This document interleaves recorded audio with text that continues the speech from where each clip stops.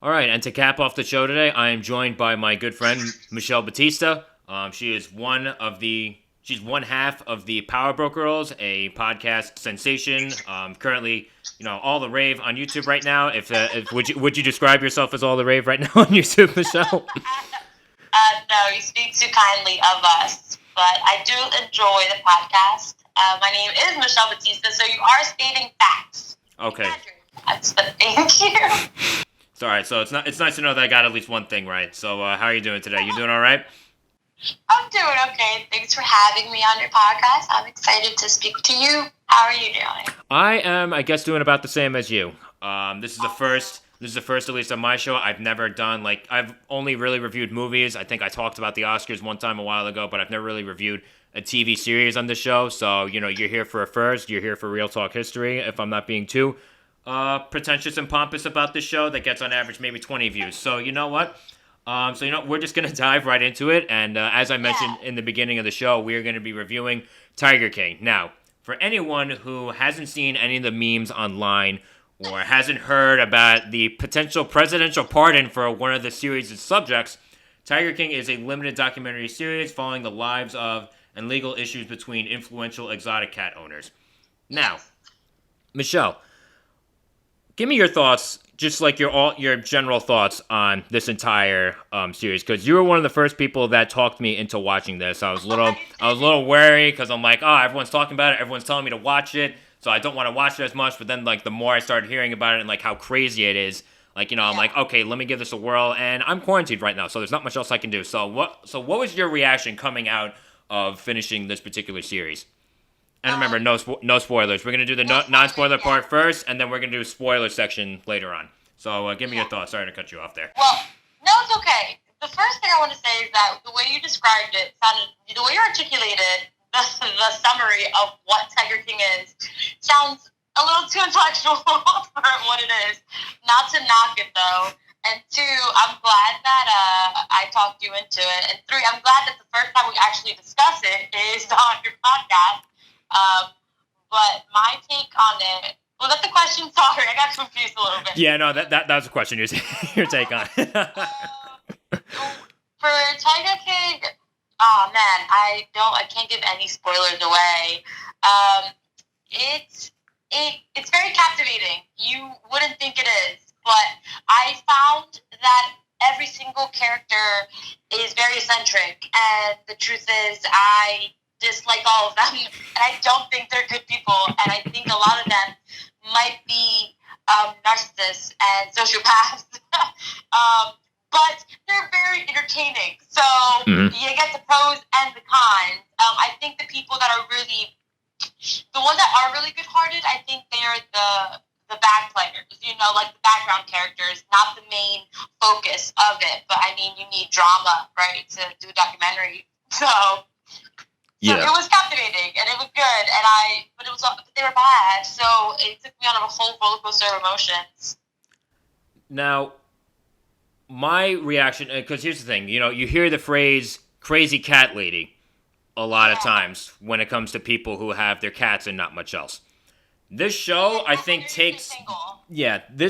And single too. This show takes the phrase "crazy cat lady" and bumps it up about 10 notches to crazy cat people. Because that's what all of these people are. And when I look at the kind of subject that you can think about tackling for a documentary, whether it's a limited series like this one, or a film or something like that, they struck a gold mine here. Because the amount of just chaos, the amount of just personalities that they were able to find for this entire limited series is just absolutely insane. I'm going to steal your word because my vocabulary is the best. Captivating. It's just absolutely incredible, what they were able to find. Because, I can't help but wonder, what made them think, okay, I want to make a documentary about this. But, I'm really happy that they did. Because, one of the things that I loved about how they went about making this show, this series, is that they spared no detail about anything with the lives of these people, whether it's their personal troubles, whether it's the legal battles, whether it's the just the day-to-day, like, day-in-the-life activities of everyone, like, running a zoo or, like, fighting some kind of legal battle, or hell, even the animal behavior, too, because, again, like, one of the things that they show in the series is, like, like, the people who run the zoo and, like, how they go about, like, feeding the animals, and, like, just, like, it just gives you, like, this fly-on-the-wall feeling of dealing with these, incredible, but at the same time, powerful wild animals, and it's just amazing to watch them be able to just tame them like that. Yeah, at the end of the series, you felt for the animals, and I was team animals versus team people, and some things do go down that you're like, okay, animals are animals, but then also, animals have their sweet side, and so you do see the ups and downs with animals as well. And also, I just feel like the animals, obviously, I just feel like they're genuine. They don't have any ulterior motives like human beings do. So I look at the animals too, and like one of the lines that I could think of, like if you ever watched Parks and Recreation, was a line from Ron Swanson when he basically says, and I'm cherry picking a little bit here, when he says cats are pointless. And to an extent, I feel like that's true, but only about domesticated cats. Because after watching this show, and I always thought that, like, lions and tigers, like, were always cool, but, like, that magnified it by, like, tenfold after watching this show. Because I think there's a line from, I think it was Doc Antle, who I think is probably one of the scummier ones, but easily. But there's a line from him where he says, there's nothing sexier than a tiger. And I'm thinking to myself, he's not that wrong, because, like I said, like, dealing with these big cats is honestly one of the coolest things. It's dangerous, it's terrifying, but at the same time, it's probably, like, watching these animals move, which, again, like, this documentary lets us do, is honestly one of the coolest things that you could probably witness. It's one of the coolest things that you could probably be a part of if these people weren't so crazy, and if these, like, weren't, like, practically, like, cults, when it comes to, again, like, the lives of all these people. And again, I'm not going to say that, like, every single, not every single, like, environment that these people come from, like, I don't think that, like, Joe Exotic Zoo, I can't really say, I didn't get a cold feeling from that one, but from Doc Annal's zoo, his animal reserve, whatever you want to call it, I definitely got a very cultish feeling from that. Oh my God, 100%. To be quite honest, even Joe's zoo makes me feel like cult vibes. I don't know how much we're allowed to give. I'm not going to say much, but, the doc was the main person, because when me and my brother and my roommate watched it, we were like, look at Doc trying to act like he's not just as bad as the rest of them. Mm-hmm. He just wasn't, I guess, like, interviewed as much, or he wasn't just, like, filmed as much. But in the beginning, they did say that, wait, are we allowed to give names out? Did we say, like, okay, so Joe Exotic, since he's the main character on the series, the guy, I think Rick, is the one that was filming the reality TV, and he was always recording them. Joe wanted everything recorded. So it kind of, eventually, how it works for his favor sometimes, and it backfires for his favor sometimes, why they record everything. But Doc gave me cult vibes off the bat, just because everyone that was working for him, he wanted it to be young, sexy girls. Mm-hmm. And then the pay was horrible. And it's basically like these women are like mesmerized by these guys. And so they get shitty pay. They have to work like ridiculous hours. They basically leave their family and friends and live with him there. Like the land that he owns, I was like, whoa, because like one of the girls lived in that house, another girl lived in that house, and I'm guessing he was paying for the majority of it because there's no way that they could afford it on their own for the pay that they were getting. Yeah. But they all kind of give me cult vibes, Joe, because even Joe, like, I don't know, I'm just going to give names, but I'm not going to say, I guess, their relationship, I don't know. But with Travis and, what's the other guy's name? I think it's Joe also. John. The other husband, right? John. Yeah. Yeah, John. Okay, so we're allowed to say that, husband, or? Yeah, I think we could. I think we could get into that a little bit. Let's. Yeah, no, whatever. It's fine. It's okay. Okay, no. But just with them too, also, like Travis and John, like they left their lives behind too to be there with Joe. Mm-hmm. So they all give me cult vibes. Doc also gives me, like, standard cult vibes, but they all kind of do. Even Carole with her volunteering group, which is just, she's a sneaky woman. Oh, yeah. Absolutely. And again, Carole, and again, I'll get into this a little bit more, like, in the spoiler section, but again, like, she's definitely, out of everyone there, she's definitely among the more sneaky people. But again, one of the things that I liked, that I appreciated so much about this documentary was that, I think the four, like, biggest players are, of course, Joe Exotic, Doc Antle, Carole Baskin, and Jeff Lowe. Those are the four main focuses of this entire documentary. And the documentary, at least in my opinion, doesn't take this side. Doesn't take any side. It shows you, like, all the nitty-gritty details about the good and bad in all of them. Oh, of course, mostly bad. But it doesn't take a side. And it gives you all the information, and it lets you decide for yourself. Like, again, how exactly you should view everybody. How, like, that sort of thing. And I appreciated that very much about this. Like, I like that, like, it didn't seem, like, biased towards any one of the four main players. Yeah, I would say that. I think they showed the good and the bad. I think they definitely did. Yeah. Okay. So if I'm recalling in my head, I'm looking back trying to see if they showed the editors and the film crew. They were really funny because they were recording and they showed footage, like the footage that was supposed to be bloopers or whatever. They kept filming it, which is really funny because obviously, like you said, they're going to show the good and the bad, the real and the non-real between everyone. So I did like that. All right, so now before we go on to the spoiler section, I just want to give my mark on the show. Like, I know for movies, like, I usually do like a 1 to 100 scale, but I figure, there's a TV series, there's something a little bit more limited. I'm going to do it a little differently and just do like an A to an F.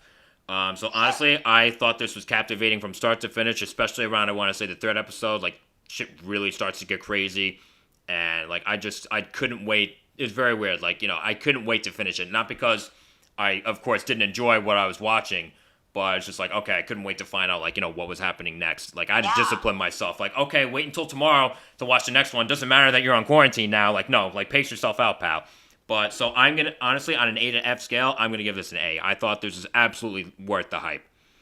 Oh wow, really? An A? Yeah. From A to F. A to F, I'm going to say, I want to give it like a B. I just don't want to give it an A. And there's not like any particular reason why.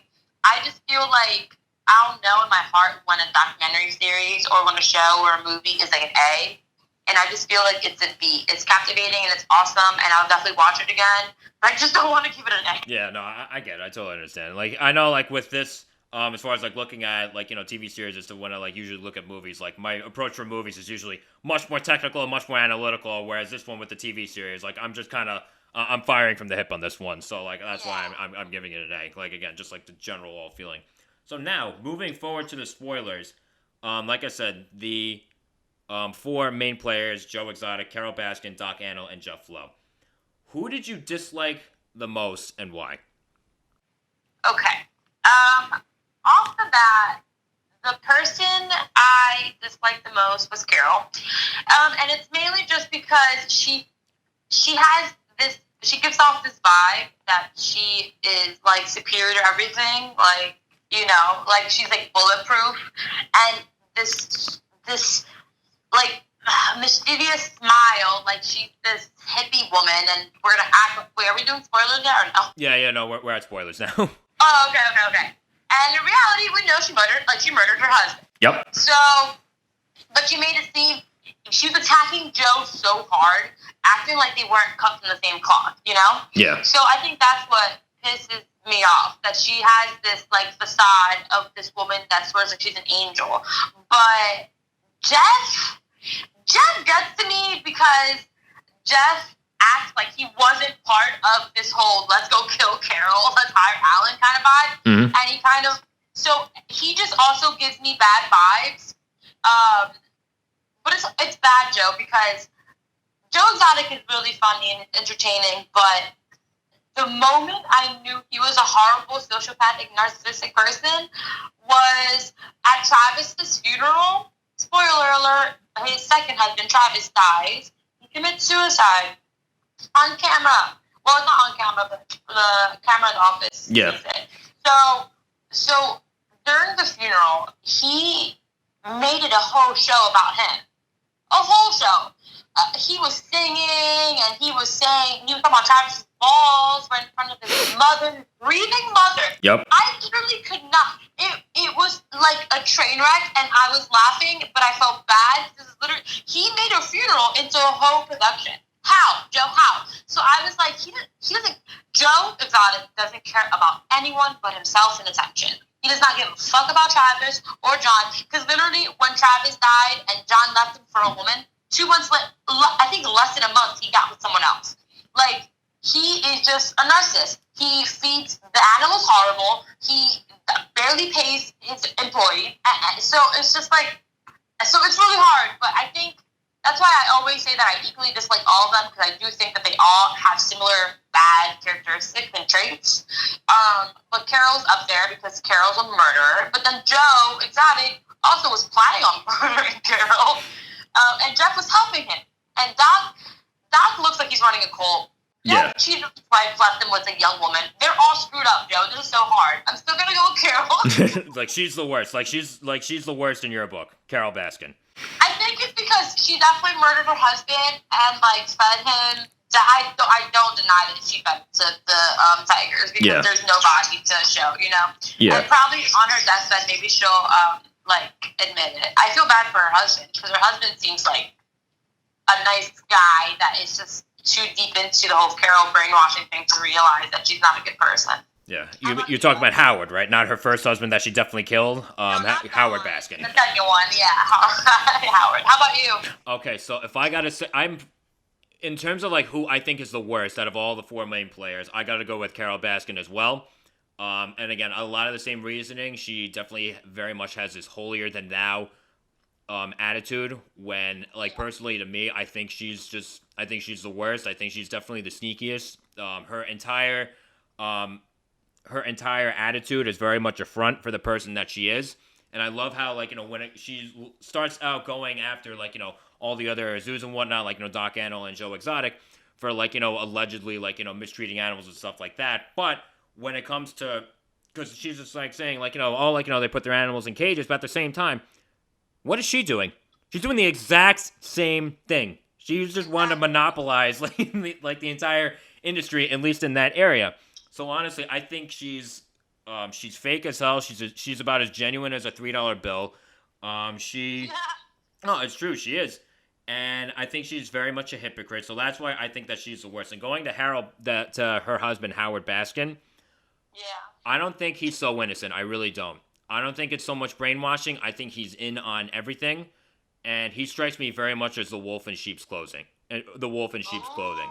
I very much get that vibe from him, absolutely. And I think, and here's the thing, like, obviously Carole's marriage with Don Lewis did not work out. I think her marriage with Howard works as well as it does. I think they're very much, like, you know, good compliments for each other because of how terrible the two of them are. And again, like I said, it's easier to see in Carole her fakeness as opposed to Howard's. But honestly, Howard, I don't think is brainwashed. I think he's very much, like I said, the wolf in sheep's clothing.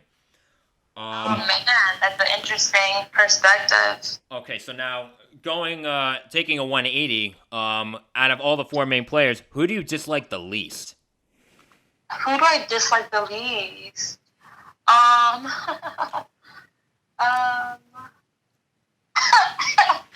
Probably Joe Exotic. Yeah. I know. Listen, he is such a character. You know, it's not bad. I still think he might be the most narcissist one, but you know, the truth is they are all narcissists, I think.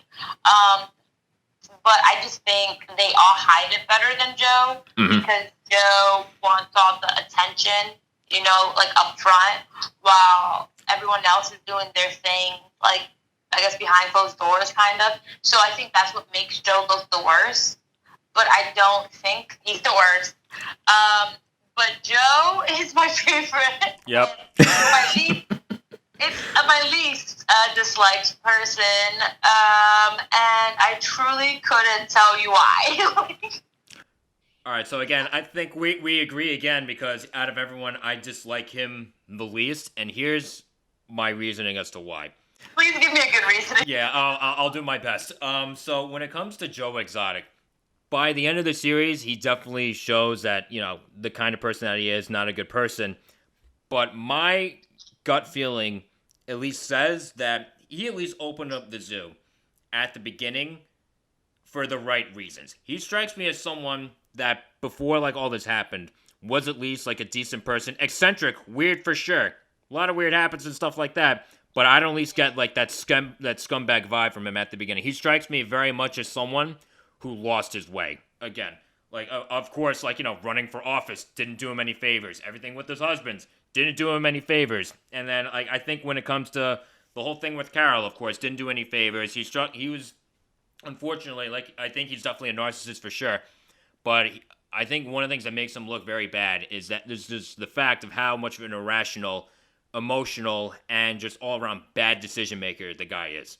And so I look at like the fact that he got remarried, like, you know, after I think it was like 2 months after, like, you know, one of his husbands died, Travis.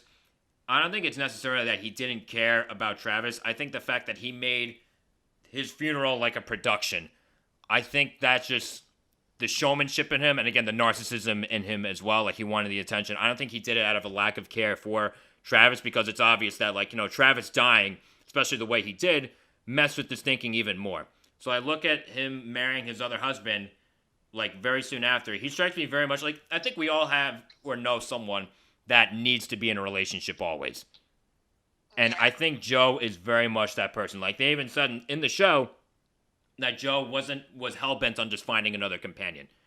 Because, like, obviously he's not independent enough. I don't think he's the kind of person that could sustain himself on his own. So I think that's why he married, you know, I think the kid's name, oh God, it feels weird saying the kid's name. But the guy's, Dylan. Yeah, I think that's why he married Dylan so soon after the death of Travis. But again, I look at Joe Exotic, and again, he's definitely by far the most entertaining out of everybody. Just the way that he reacts to certain things of, like, you know, Carole and whatnot. Some of them were a bit out there, but some of them, I'm going to be honest, were kind of funny. And even when it comes to the whole running for office, like his hilarious. But they were a lot of them were disrespectful, you know, in Don's name, because a lot of them had to do with Carole, you know, feeding her husband to the tiger. Oh my God, that one music video when he shows, or he quote unquote shows, like the Carole Baskins lookalike, like feeding meat to the tiger. Oh my God, I think he's among like the great trolls he's among the greatest trolls of all time. I think he's very underestimated in that area. And even just like his ad that he put out there when he started running for president, he's just like, I am broke as shit. I got a judgment down from some bitch down in Tampa. Oh my God. Just the way that he reacted to certain things when it came to Carole was just absolutely hysterical. Not right, but it was so great. And I think he knows it, and I understand why you would say that. I think you give him a lot of slack when you think he lost his way, because honestly, I just think he's probably always been like this since he was little. I know his brother died, and he wanted to open it, like, in the memory of him and stuff, but I just feel like people the way Joe is, sometimes it's nurture or nature. We don't know what happened in his childhood. His parents looked very nice, but they're older now. So, you know, we don't know how they were raising him. If they showed him a lot of affection, if they were verbally abusive, whatever happened to make him be this person that craves this attention. I think he was always that person. Again, this is just my opinion and me observing like one little, you know, documentary series. So who's to say? But that's just my viewpoint on that. Okay. All right. So I see where you're coming from there. So now, again, I think we're both on the same page that we both think that Carole Baskin definitely killed her husband, right? Like, we're in the same boat there? I think the whole world thinks that Carole killed her husband. I see a lot of my female friends, like, posting saying that Carole is that bad bitch, and how they're saying how, like, everyone's talking bad about her, but in reality, she's the best one. And I was like, are you guys bugging? like, that is not it at all. And they're trying to do some type of female empowerment. I was like, this isn't it. So I was to say, like, you want to do that? This is not the person you do that with. You could think of like 101 examples that you do it with before you get to like 50 people behind Carole Baskin. I'm a huge feminist, and I'm like, guys, this is not the movement. Carole Baskin, isn't it? It's just funny because now out of this one little series, like, the whole world knows Carole Baskin's name, you know? Mm-hmm. Like, because everyone is making fun of Joe and his music videos and his sayings and his mannerisms and his characteristics. Now Carole Baskin is all in all of our dictionaries. Like, we all know who Carole Baskin is. Yeah, we know her from the memes that that bitch Carole Baskin's like that's all we know her from now. That bitch Carole Baskin. Yep. So, like, we all know it, and now they're making memes and TikTok dances to it, and so it's just like a phenomenon that just blew up during this quarantine. But yeah, Carol's not it. Yeah, no, she's a scumbag human being. Her husband. Do you believe that? Oh, I 1000% believe that she killed her first husband. You think Carole would admit it on her deathbed? Would she admit it on her deathbed? No, I don't see like what she has to gain. Like, she doesn't strike me as the kind of person like, oh wow, I'm so happy I got this off my chest. Like, she murdered her husband, has been lying about it for years, and she seems completely content with herself. So I don't think she's gonna admit it on her deathbed. But like, I'm confident that she did it. But again, same thing with the Joe Exotic's alleged murder for hire. No one really knows for sure, except Joe Exotic, Jeff Lowe, and Alan Glover. No one really knows for sure, like, whether or not Carole Baskin killed her husband, except for Carole Baskin and, the late Don Lewis. So, Michelle, I want to thank you very much for coming on today is what I meant to say, for coming on today to talk about the show. And, like I said, I'm really happy that you recommended it to me.